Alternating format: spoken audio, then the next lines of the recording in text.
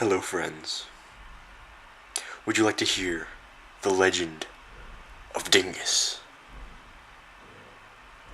Of course you would. Dingus was a brave knight long ago in a faraway land named Starling. Dingus would spend his days frolicking within the dark abyss with his good friend Poopscream. Now, Dingus and Poopscream were both legendary knights, as you see, and they feared nothing. Dingus and Poopscream worked for the great sorcerer, Nala. Nala also feared nothing. But one day, perhaps their pride got the best of them, and Poopscream was attacked by a porcupine. A wild, giant, vicious porcupine took a huge chunk out of her chin and left nothing but a painful blister in its place. Little known fact is that porcupines leave blisters where they bite you, as a permanent reminder never to fuck with them again. Poopscream, being damaged from this act of war, had to go away into the mountains to seek herbal medicine to heal this terribly vicious attack on her chin, leaving Dingus alone to fend for himself in the dark abyss of time. Of these two knights, Poopscream had much more training than Dingus did. So Dingus, for the first time, was left alone to fend for himself in this dark abyss. Fear not for Dingus, though, my friends, as he was trained in martial arts, mountain climbing, ninjutsu, math. Many tasks faced Dingus on this road, this long, dark road ahead.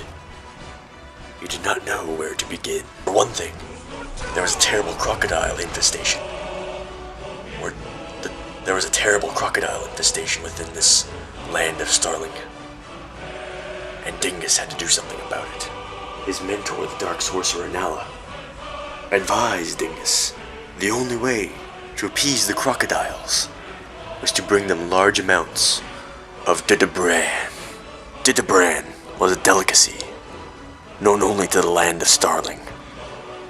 The light in my camera is very bright, right? So Dingus, on his own, went out into the dark abyss to fetch some didabran. He thought he would be ready, but nothing could prepare him for what would come soon. It was really not very nice at all. The first conflict that Dingus had to overcome was the Melting Man. Now you see, the Melting Man would lure his victims in by thinking that he was an immobile object, but actually, he was alive. Dingus, unknowing of this information, approached the Melting Man. Excuse me, sir. Have you seen any didabran? It is for the crocodiles of this nation. We must appease them so they do not eat our feet.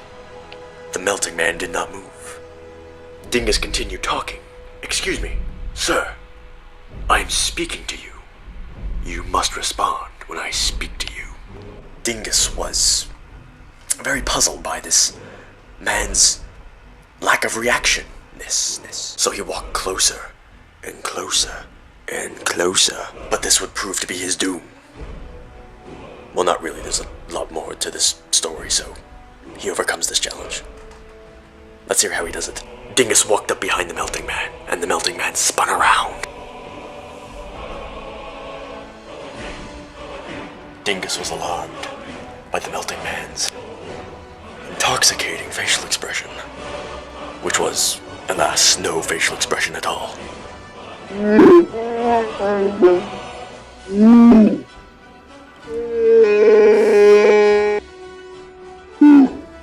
Dingus did not know how to approach or interact with a Melting Man, but he remembered a lesson from Poopscream. You must distract it with sheets of paper. The Melting Man, unable to control himself, began counting each individual sheet over and over again. This repetitive nature would drive any normal mortal mad. But the melting man, you see, did not have the same mindset as we feeble humans do. He perceived things differently. And so he counted, and Dingus went on his merry way. As he progressed further into the shadows, Dingus could almost see another figure forming out from the darkness. It was hard to make out what it was, but he could tell more evil was approaching. And what evil was this, you say? Well, that is another story for another day.